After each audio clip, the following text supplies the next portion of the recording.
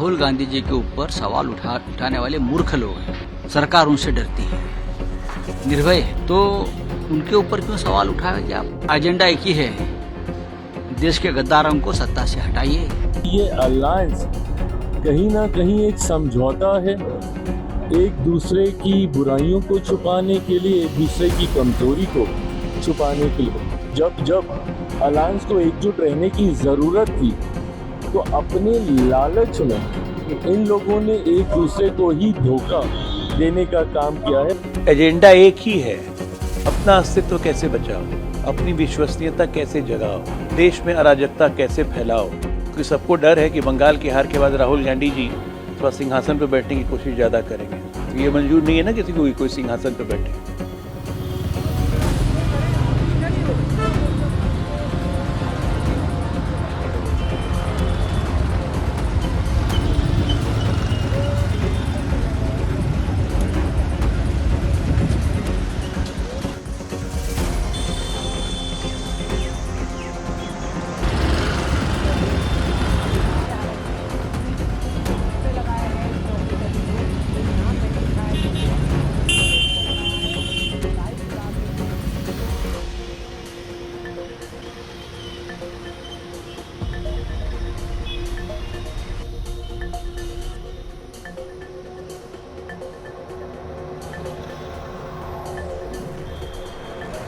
राहुल गांधी जी के ऊपर सवाल उठाने वाले मूर्ख लोग हैं। राहुल गांधी आज देश के सबसे महत्वपूर्ण लोकप्रिय जुझारू नेता है। सरकार उनसे डरती है, निर्भय है, तो उनके ऊपर क्यों सवाल उठाएंगे आप? देखिए, कोई पोस्टर अलग अलग लगाते हैं, अलग अलग पार्टियां हैं, तो उनकी बात है। आज इंडिया ब्लॉक की बैठक होगी और 23 दल उसमें शामिल होंगे, जिसमें तृणमूल कांग्रेस है, शिवसेना है, समाजवादी पार्टी है, अखिलेश के लीडरशिप में सब वामपंथी है। 23 दल है, उसमें क्या है आपको, और भी रीजनल पार्टीज है, और ठीक तरह से बैठक होगी और 2029 की रणनीति तय होगी। सर, उद्धव ठाकरे भी शामिल हम शामिल हो गए, हाँ, लेकिन हम वर्चुअली शामिल होंगे। यहाँ से हम लोग 12 बजे और पूरी मीटिंग तक हम वहाँ शामिल रहेंगे। सर, 2029 का एजेंडा लेके आप कह रहे हैं कि एजेंडा एक ही है, देश के गद्दारों को सत्ता से हटाइए। जिसने देश में एक भ्रष्ट व्यवस्था निर्माण की है सबसे ज्यादा, उनको हटाइए और एक ऐसी सरकार लाए पारदर्शक, स्वच्छ। मैं तो पहले ही कई बार स्पष्ट कर चुका हूं कि आम आदमी पार्टी इंडिया गठबंधन का हिस्सा नहीं है। तो ये सवाल करना कि हम बैठक में जाएंगे कि नहीं जाएंगे, आम आदमी पार्टी शामिल होगी कि नहीं होगी, तो ये तो स्पष्ट है कि हम इंडिया गठबंधन का हिस्सा ही नहीं, तो उस बैठक में जाने का क्या प्रश्न। जो पार्टियां शामिल हो रही लेकर आपका क्या कहना है? अब पहले मुद्दे क्या डिस्कस कर रहे हैं, मुद्दे सामने तो आए, पहले कोई मुद्दा तो सामने आए। जहां तक आम आदमी पार्टी का प्रश्न है, आम आदमी पार्टी गठबंधन का हिस्सा नहीं है और मीटिंग में हम लोग शामिल नहीं हो रहे हैं। कई डीएमके की तरफ से भी वैसी ही बात सामने आई जो हाल के दिनों में।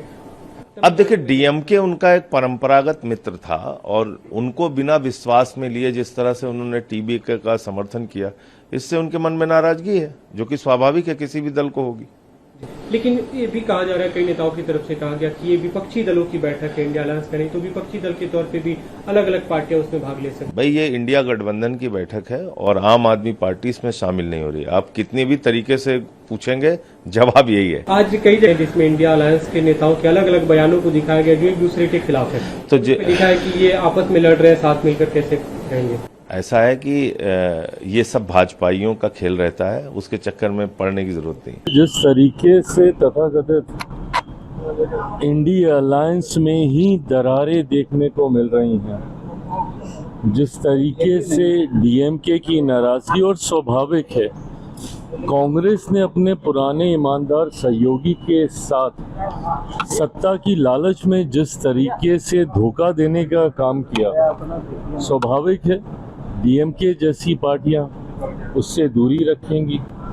ताजुब तो मुझे ममता जी का है कि जिस उत्साह के साथ ममता जी इस बार इंडिया अलायंस की बैठक में हिस्सा लेने के लिए एक दिन पहले ही वहाँ पर उपस्थित हो गई हैं, ये वही ममता बनर्जी जी हैं जिनके बारे में जिस तरीके से राहुल गांधी जी के द्वारा बंगाल चुनाव के दौरान अपशब्दों का इस्तेमाल किया गया था, उनके भ्रष्टाचार, उनकी पार्टी के द्वारा हिंसा को बढ़ावा देने का आरोप तक लगाया गया था, उसके बावजूद आज वो जिस तरीके से पहुंची हैं, ये दर्शाता है कि ये अलायंस कहीं ना कहीं एक समझौता है, एक दूसरे की बुराइयों को छुपाने के लिए, एक दूसरे की कमजोरी को छुपाने के लिए, और इसीलिए कभी भी ये अलायंस सफल नहीं हो पाया।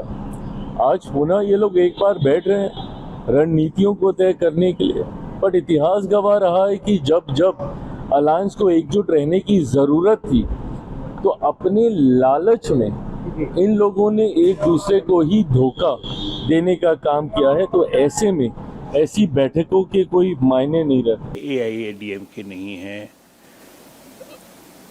आपको आम आदमी पार्टी नहीं है, ये सब इंडी ब्लॉक के थे ना। ये इंडी कुछ नहीं है, ये केकड़े हैं। केकड़े को देखा है कभी? जब ऐसे चढ़ते हैं ना केकड़े, तो एक केकड़ा दूसरे केकड़े को घिसता है नीचे, कम डाउन कम डाउन, तो एक दूसरे को नीचे ही गिराने में लगे रहते हैं। इनकी आपस में ना कोई समझ है, ना कोई सामंजस्य है, आपस में एक दूसरे से घोर नफरत करते हैं। कम्युनिस्ट कभी चिट्ठी भेजते हैं खड़गे साहब को, कभी गालियाँ निकालते हैं, अब बात करेंगे इंडी। शर्म नहीं आती है इनको। जी सर, बताया जा रहा है जो एजेंडा होगा मीटिंग का वो पॉलिटिकल सिचुएशन जो इस टाइम पे करंट सिचुएशन है उसको, एजेंडा एक ही है, अपना अस्तित्व कैसे बचाओ, अपनी विश्वसनीयता कैसे जगाओ, देश में अराजकता कैसे फैलाओ, देश में अव्यवस्था कैसे फैलाओ। वही तरीका बचा है कि सरकार से विश्वास कैसे हटाओ, और कोई एजेंडा नहीं है। जी सर, इनकी मीटिंग से पहले हमने देखा कि दिल्ली में इनकी मीटिंग शेड्यूल है, सब ऑलमोस्ट जितने भी इनके पार्टनर्स हैं वो पहुंच रहे हैं, और दिल्ली में पोस्टर्स लगे हैं जगह जगह जो राहुल गांधी के लिए इनके इंडिया अलायंस के जो कमेंट थे उसको लेके, चाहे शरद पवार हो, चाहे ममता बनर्जी हो, चाहे अरविंद केजरीवाल हो, सब ने जो राहुल गांधी के लिए बोला उनके एक बड़े बड़े पोस्टर्स दिल्ली में लगाए गए। इसको आप कैसे देखते हैं? तो गलत क्या लगाएंगे? जो उन्होंने बोला है वही पोस्टर्स लगे हैं, और यही लोगों ने लगवाए हैं ताकि दबाव पहले ही बना सके, क्योंकि सबको डर है कि बंगाल की हार के बाद राहुल गांधी जी थोड़ा सिंहासन पर बैठने की कोशिश ज़्यादा करेंगे। तो ये मंजूर नहीं है ना किसी को कोई सिंहासन पर बैठे।